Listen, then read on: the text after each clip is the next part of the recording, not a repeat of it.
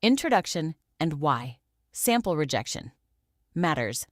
Welcome viewers, explain that sample rejection is a critical pre-analytical quality control step. Mention ISO 15189/NABL 112A and CLS. I guidelines as the foundation. Emphasize that rejecting a bad sample protects patient safety and result accuracy. General rejection criteria. Applies to all departments. List the universal reasons. Wrong patient ID, missing/mismatched labels, wrong container/anticoagulant, insufficient volume, QNS, hemolysis, clotting, leaking containers, delayed transport, wrong temperature, improper patient preparation. Medical biochemistry, clinical chemistry and hormones. Most common reasons: hemolysis, K plus LDH AST, leukemia, icterus, wrong tube, delayed separation, labile analytes, ammonia, lactate, blood gases, light-sensitive hormones, non-fasting samples. Hematology and clinical pathology, including coagulation, clotted samples in EDTA/citrate, under/overfilled citrate tubes, critical for PT/APTT, hemolysis effects on counts, delayed processing, CBC ideally less than 8 hours, max 24 hours, improper mixing, dry blood films. Mention flow cytometry viability issues.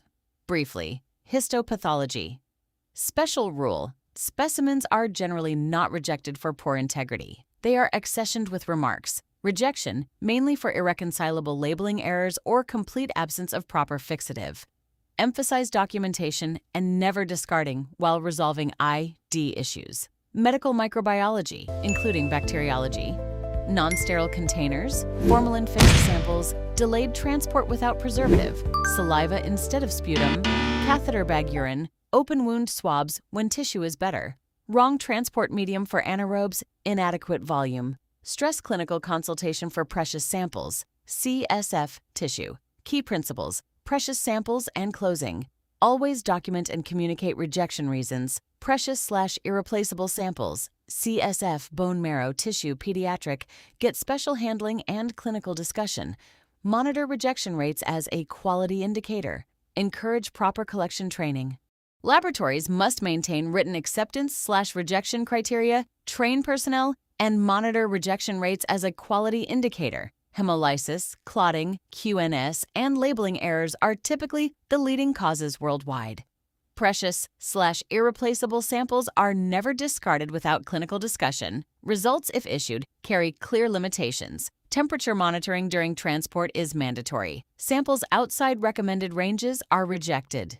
Order of draw, patient identification, CLSIGP 41, and proper labeling are foundational to preventing many rejections.